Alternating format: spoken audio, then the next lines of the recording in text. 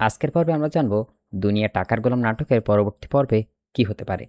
আগের পর্বে শেষের দিকে যেটাভাবে নাটকগুলো এগিয়েছে তাতে বোঝাই যাচ্ছে সামনে আরও বড় একটা টুইস্ট আসতে চলেছে। এতদিন টাকার জন্য যে সম্পর্কগুলো একের পর এক ভেঙে যাচ্ছিল, এবার সেই টাকার রহস্যই পুরো গল্পকে নতুন দিকে নিয়ে যাবে। পরবর্তী পর্বের শুরুতে দেখা যেতে পারে আগের ঘটনার পর পরিবারের সবাই অনেকটা চিন্তায় পড়ে যাবে।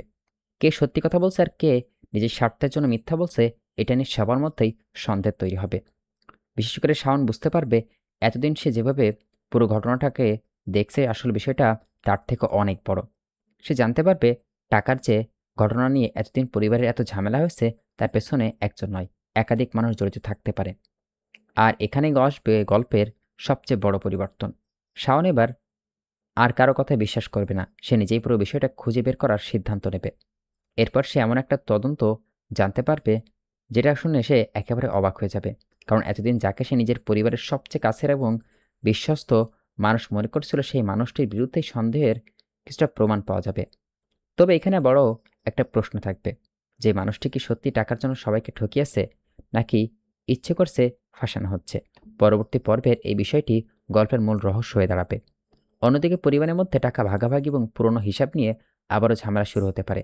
কেউ চাইবে টাকা নিজের কাছে রাখতে, আবার কেউ চাইবে সবকিছু সবার মধ্যে ভাগ করে দিতে। কিন্তু সমস্যা হবে তখনই যখন হঠাৎ করে এমন একটি পুরনো কাগজ বা প্রমাণ সামনে আসবে যেটা পুরো ঘটনার মোড় ঘুরিয়ে দেবে। সেই প্রমাণ থেকে জানতে পারা যাবে যে টাকাটাকে এতদিন সবাই নিজেদের সম্পদ মনে করছে, সেটা আসল মালিক অন্য কেউ। আর এই খবর ছড়িয়ে পড়ার পর পরিবারের মধ্যে শুরু হবে আরও বড় সংঘাত। একদিকে থাকবে টাকা পাওয়ার লোভ, অন্যদিকে থাকবে সত্যি প্রকাশ করার চেষ্টা। একদিকে শাওন ধীরে ধীরে বুঝতে পারবে এই পুরো ঘটনা শুধু টাকা নয়, কারো ব্যক্তিগত প্রতিশোধও কাজ করছে। অর্থাৎ কেউ কারোর অনেক আগে থেকেই এই পরিবারকে ভাঙার পরিকল্পনা করে আসছে। আর সেই পরিকল্পনা কারণও খুব শীঘ্রই সামনে আসতে পারে। পরবর্তী পর্বে শেষের দিকে আমরা হয়তো এমন কিছু দৃশ্য দেখতে পারি যেখানে শাওন সেই রহস্যময় ব্যক্তির মুখোমুখি হবে, যেখানে শাওন জানতে চাইবে এতদিন ধরে কেন সবাইকে মিথ্যা বলা হয়েছিল এবং টাকার আসল রহস্য কী। কিন্তু ঠিক তখনই সেই ব্যক্তি এমন একটি কথা বসবে যেটা শুনে শাওন বুঝতে পারবে সে যাকে শত্রু মনে করছিল আসলে সে হয়তো শত্রু নয়, বরং আসল খেলোয়াড় রয়েছে অন্য কোথাও। আর এই জায়গা থেকে পরবর্তী পর্বটি শেষ হতে পারে একটি বড় সাসপেন্স দিয়ে।